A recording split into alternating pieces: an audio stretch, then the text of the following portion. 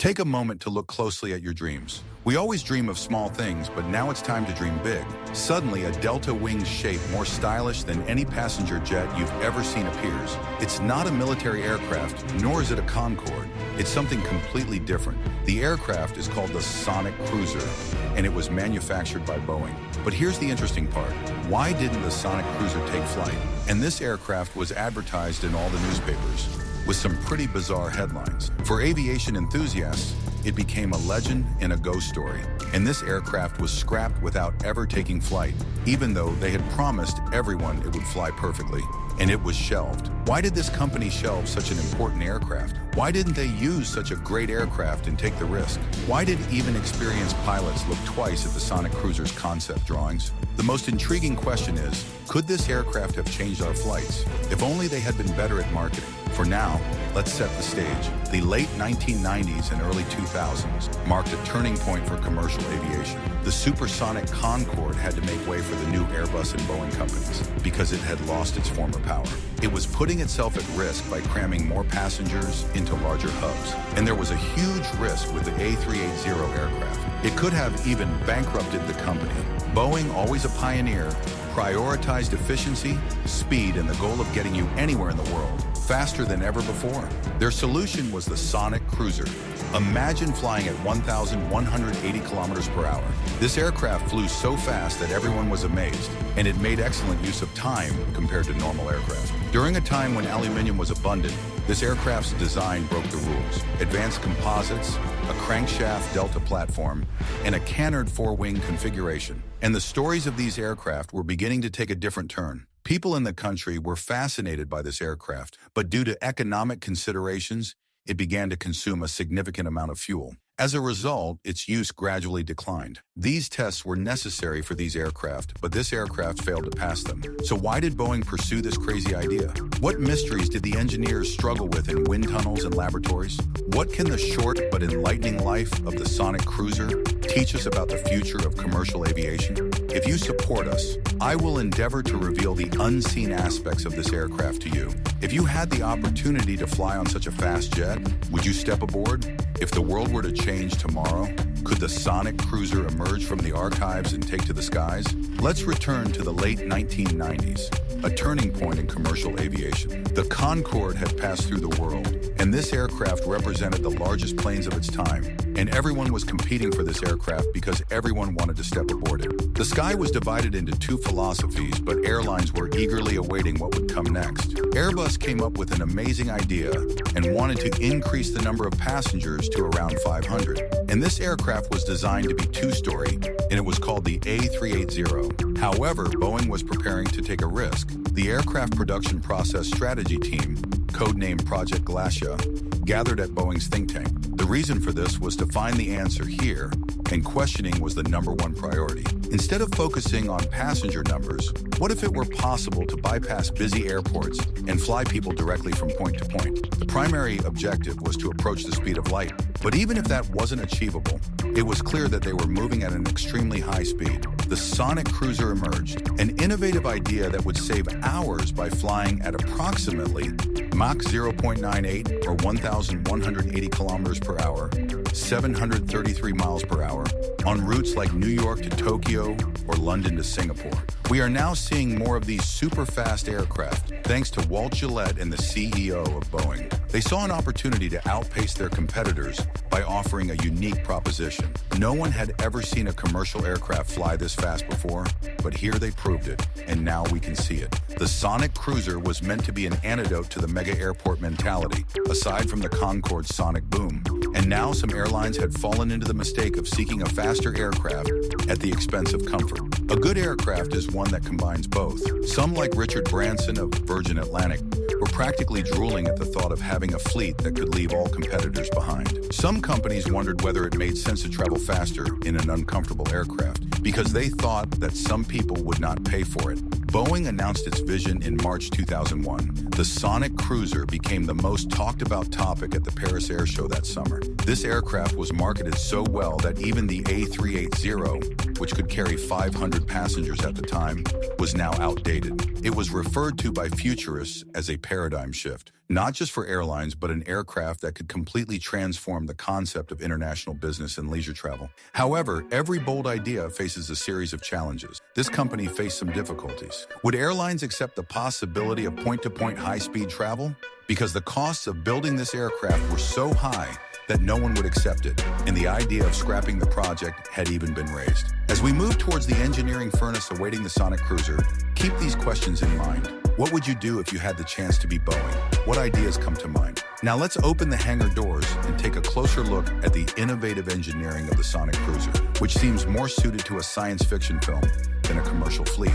The part of this aircraft that everyone admires is its wings. These wings are exceptionally well designed. There was more to this wing shape than met the eye. This aircraft provided the lift and efficiency necessary for cruising at altitudes above 40,000 feet, 12,200 meters, well above the crowded airways of traditional jets. The main purpose of this aircraft's wings was to cut through the air, because if it cut through the air, it would earn extra points. Instead of a traditional tailplane, the Sonic Cruiser's precise pitch control was provided by small winglets near the nose. This is a positive development for pilots seeking to reach high speeds, as pilots previously faced significant challenges. When combined with the Delta Wing, they created a configuration rarely seen outside of experimental or military designs. Why did they choose this path? In the past, maneuvering without these features was very poor and challenging, but now everything is easier. The engines were another marvel, hidden behind the rear edge of the wings. In collaboration with Boeing, Pratt & Whitney, and Rolls-Royce, they developed high-bypass turbofans capable of producing an incredible 400 conton, or approximately 90,000 pounds of thrust, with a 6-to-1 bypass ratio and power output equal to or better than the 767. These engines were not only powerful, but also tuned for efficiency. In short, this gives you the advantage of carrying more passengers and offers the opportunity to fly at speeds close to the speed of light. That was the theory. If you imagine this jet as a composite marvel, you are completely right. To reduce weight and increase strength, Boeing engineers insisted on using a fuselage and wing structure made of titanium and carbon fiber. Years later, the construction of the 787 Dreamliner was made possible thanks to these materials, which were unusual at the time. However, these materials also posed a significant challenge. This thing is still in its infancy, but everything is now developing and progressing better. Wind tunnel models provided continuous analysis behind the scenes as engineers adjusted structural layouts, wing angles, and engine intakes to maximize performance. Boeing has done something that will leave everyone speechless. This thing is the use of hydrogen, and they did it without using any technology. And it provides you with an important advantage, like a cleanliness principle. By developing this technology, it provides you with a better place. And now think about how far you've come on this path. Isn't it very difficult? And do you have the power to go that far with such advanced technology? It carries huge risks because you are transporting a lot of people into the future. We will soon see how these assurances clash with the harsh realities of the airline industry and a sector that has been irreversibly changed by global events. This company has overtaken all others worldwide, and everyone has come to realize how far ahead it is. Speed cells. At least that was the hope. The initial meetings were brimming with potential. Sir Richard Branson of Virgin Atlantic, who never backs down from the headlines, considered placing an order. For example, it offered the opportunity to travel from England to another continent in a very short time, and he wanted to implement this idea in an American company. To put it mildly, it was an appealing idea. However, before the ink on the concept drawings had dried, a new reality began to emerge. And companies were asked, where is all this money coming from? And when will you pay it back? Would passengers really be willing to pay more just to save an hour or two? I don't think anyone would choose this plane because the prices are too high. And how would a worker who needs to get somewhere urgently afford to pay for it? Most importantly, could any operator afford the higher initial cost for a jet that was so different from the rest of its fleet? Everything changed in an instant. On 11th of September 2001, the entire aviation industry entered a crisis. Money was an issue everywhere, but the most important thing was that the issue of fuel costs suddenly became a major concern. Routes were cut, planes were grounded, and every new investment was closely scrutinized by airlines. All ideas changed overnight, and how did the calculations change overnight? Fuel efficiency was essential for survival. Speed was a luxury. United CEO James Goodwin said, "When passengers aren't paying extra for it, speed is a luxury we can't afford." You're being given ideas on how to be clever in marketing. Most airline executives stated that they would trade a 15% increase in speed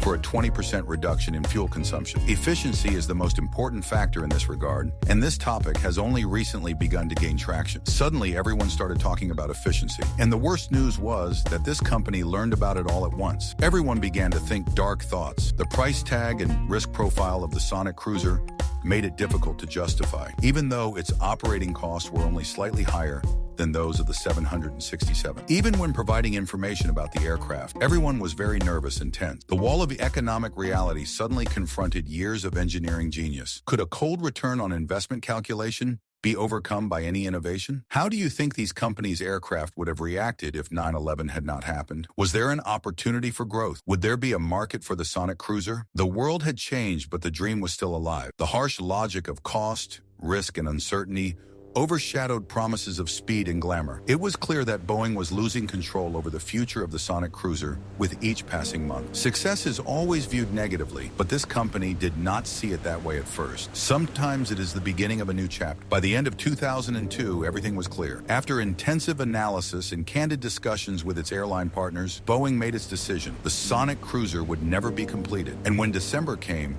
everyone was suddenly surprised because everything was shut down and reduced to zero. However, this was not a silent funeral. Instead, Boeing planned a radical change that would shape the aviation industry for the next 20 years. Rather than repairing the aircraft or wasting time on it, the company's engineers dismantled it piece by piece and used its materials to build a new aircraft. The promises of the Mach 0.98 had vanished. This aircraft was made from lightweight materials, making it more efficient and cost-effective. Additionally, its wings enabled fuel savings. The Sonic Cruiser's DNA was not the only thing transferred to the Dreamliner. This transformed it into a commercial success, bringing economic relief and resulting in cheaper tickets. We have always seen these old companies play a negative role and go bankrupt, but this time, they were given such a task that no one would recognize the company. Even Boeing was surprised and tried to pull itself together. It changed. The company's bold investments in fly-by-wire systems, composite materials, and innovative aerodynamic features didn't just benefit the 787. Now the focus is on transferring environmentally friendly technologies to the company's aircraft. Today you can see the traces of the Sonic Cruiser everywhere. The production and use of long-range aircraft were challenging, and the idea of cancellation was raised. As a result, it was canceled, and this led to the emergence of new engines, including electronic and state-of-the-art ones, as well as carbon fiber-made engines. NASA's X-59 Quest and Boom's Supersonic Overture are examples of experimental concepts that owe their existence to Boeing's daring venture into supersonic flight. Was the Sonic Cruiser a success, or was it a necessary step to stay ahead in the industry? Keep this in mind, as it may prove useful in the future. Progress in aviation is rarely linear. Sometimes the most ambitious projects, those that never make it into the sky, pave the way for future generations. Who knows? Perhaps the echoes of the Sonic Cruiser will resonate in the sky as new horizons open up in sustainability and speed.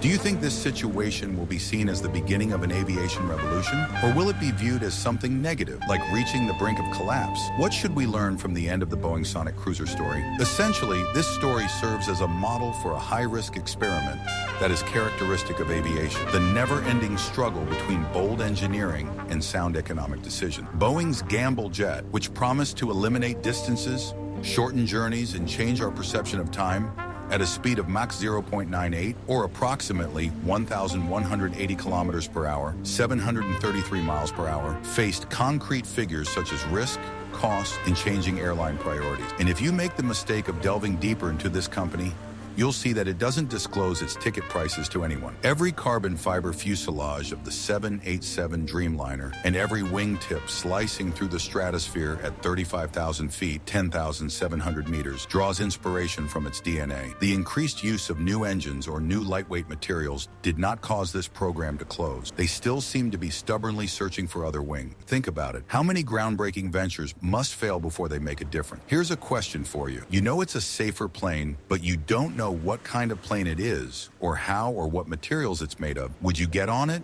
or would you do some research to find other planes to fly on? The Sonic Cruiser story makes us consider whether the future of aviation should be left to those who proceed cautiously and gradually, or to those willing to take big risks in the hope of changing the rules. This has created a situation that confuses everyone. In an industry on the brink of a new revolution brought by electric planes, hydrogen propulsion, and supersonic initiatives, how many of today's innovative ideas will become ordinary tomorrow? Will the Sonic Cruiser's own ideas emerge in the future? And if so, will they continue? As we reach the end of this section, I invite you to reflect. Do you have any terrifying ideas about stepping into this aircraft, which is designed to travel at near-light speeds and has such a beautiful design? When it comes to the future of flight, which risks are worth taking? And since it is unclear whether these companies will continue in the future, you can learn more by subscribing to us.